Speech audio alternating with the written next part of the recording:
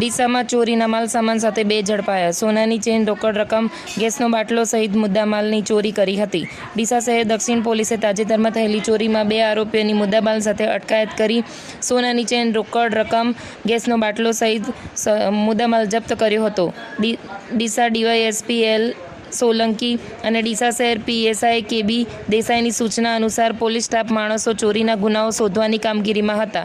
તે દરમિયાન તાજેતરમાં એક રહેણાંકના મકાનમાં થયેલી ચોરીની ફરિયાદ અંગે તપાસ હાથ ધરી હતી, જેમાં ટેકનિકલ સર્વેયર અને હ્યુમન રિસોર્સની મદદથી પોલીસે ચોરી કરનાર નિકુલકુમાર બાબુલાલ ઠક્કર રહે સરગમ બંગલોઝ ડીસા અને મોહિત ઉર્ફે ભોલે ભગવાનભાઈ માજી રાણા રહે શંકર ભગવાનના મંદિર પાસે નહેરુનગર ટેકરા ડીસાની અટકાયત કરી હતી. પોલીસે બંને પાસે 2.5 ગ્રામ સોનાની ચેનનો ટુકડો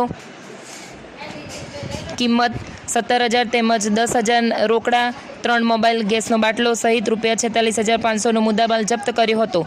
પોલીસે બંનેની અટકાયત કરી જેલ હવાલે કર્યા છે. Reporter Rakesh Thakkar, DT news live 24, Deesa, Banaskantha.